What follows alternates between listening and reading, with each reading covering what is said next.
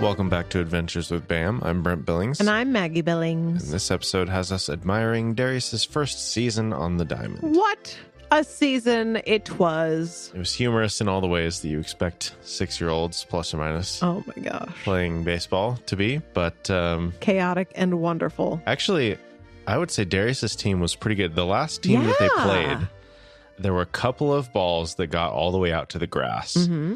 And it was like 5 or 6 players, like the entire, it was just a clump of people. And Darius's team never did that. Like they were pretty good about like, okay, if the ball's near me, then I'm going to go after it. And sometimes there'd be a little confusion, a little bit of like, scrambling for it amongst multiple people. Nobody knew how to call like, oh, my ball. But otherwise, like they were all pretty good I think in comparison to some of the other teams. Coaches did a really good job too of like, I think balancing the like we're here to have fun, but like also let's learn how to play baseball. Yeah, you know. So yeah, the coaches were very great. intentional, very encouraging.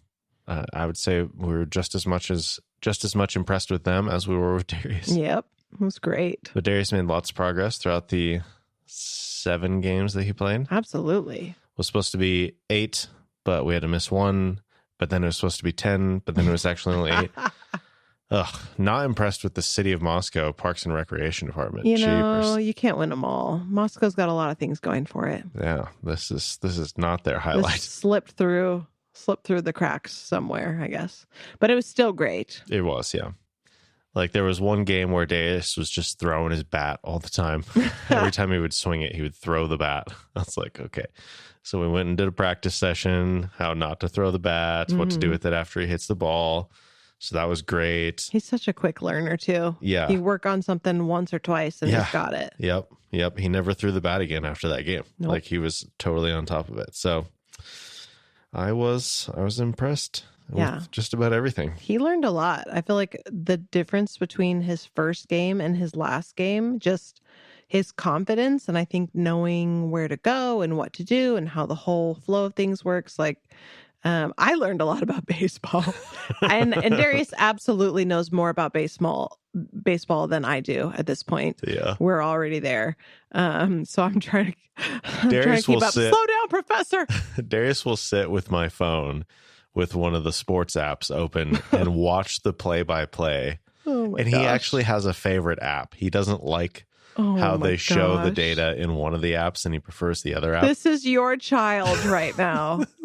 I mean, I get it. Moments. Like, there's one that's a little more graphical about showing where the pitches are and everything. Okay. So I understand because he's like, he hasn't actually watched that much real baseball. He's watching the stats or whatever.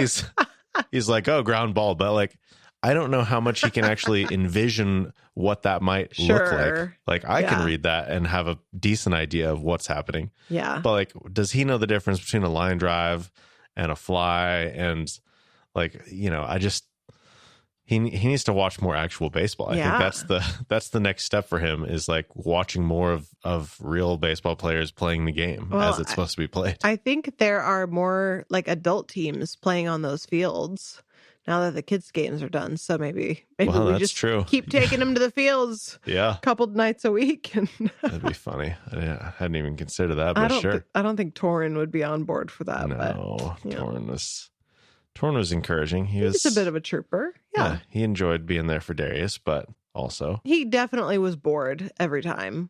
But there I think was only maybe one time that he actually complained about being bored and was like, I want to go. I don't want to be here. Okay. But the rest of the time, he kind of sat. He asked where Darius was a couple times. But other than that, he just kind of climbed on me and ate noodles. So I brought noodles. The first couple of games happened to be like, you know, noodles was what's for dinner and it was dinner time. So I brought them. And then I think he just started expecting like, oh, we're going to baseball. Where are the noodles? And I was like, oh, I didn't bring noodles. He's like, but you always bring noodles. I was like, I brought noodles. You set twice. The standard. I know. So now it's noodle night when we're watching baseball. It's hockey night in Canada. It's noodle night in Moscow. Yep. Well, good stuff. I suppose he'll do it again next year. Yeah. Highlights of the season for you? The fact that he slid into home every single time is really great. So sweet. I think his first at bat ever being a grand slam was, man, what a golden memory for all of us. Yeah. You know? Yeah. Like, he'll remember that. Oh, yeah. And we obviously will. Like, that was just such a sweet start to it. And I think really good for his confidence. I love that. And his final hit too, right? Or at his last game? Or did he get a grand slam? I'm trying to remember. Or no, he got his first inning, he was the last batter and got a grand slam. His second inning, he got a run. He was the first batter. No, for his final inning of his final game. He was the first batter. So he got a hit or a run or whatever, right? He got a hit, but then he scored a run. Okay. A hit is when you make it to the base. Yeah. You score a run when you make it around to all the bases. Yeah. And a home run would be both. In all in one. Yeah. I know what a home run is. But... Well, I know. I'm just saying a home run is a hit. It's also a run. Oh, okay. Versus... Do you get extra points for that? No. Okay. I don't know. It's okay. Somebody... Wasn't Darius supposed to be checking out a book about baseball at the library? We looked at a few because his cousin Freya wanted to know more about baseball or something like that. Or she was like, "What's that game called again?" And so I was like, "Well, why don't we look for some books about baseball at the library and see if there's a good one that we can recommend to her?" And there was one that was okay. Well, could you recommend one to me? I would recommend a different book to you. Explain it to me like I'm a second grader. Yeah, or what's that office quote? Yeah, explain it like I'm 5 or whatever. Explain it to me like I'm... Yeah, maybe you can find it. But these books are for 2 and 3 year olds, maybe. Perfect. No, you're beyond that. Oh, you're beyond that, I promise. Well, that's good. Guess I'm a baseball mom now. I always thought it was going to be, I don't know, when I cheered in high school. Obviously, you may have heard of this, Brent. I've heard of it. But for our 14 listeners, I cheered in high school. So attended many sporting events. And when you do that for 4 years, you get to, I wouldn't say I got to know the parents of the players, but you know who they are. You're like, oh, that's so-and-so's parents. They're at every game. That's so-and-so's parents.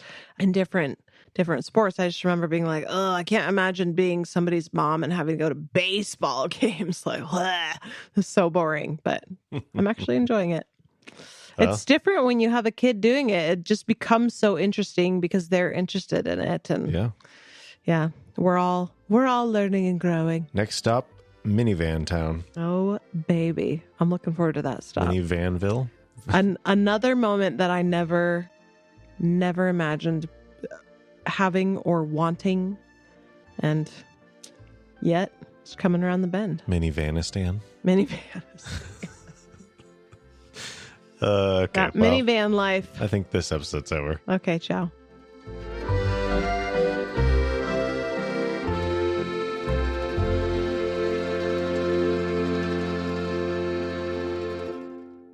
Minivangelist. There you go. Oh, that sounds like evangelist. Maybe that can be when somebody tries to talk other people into getting minivans. You can call them minivangelists. Yes. Lost minivan. It's a free tip. San Fran minivan. San Fran. Thank you, van.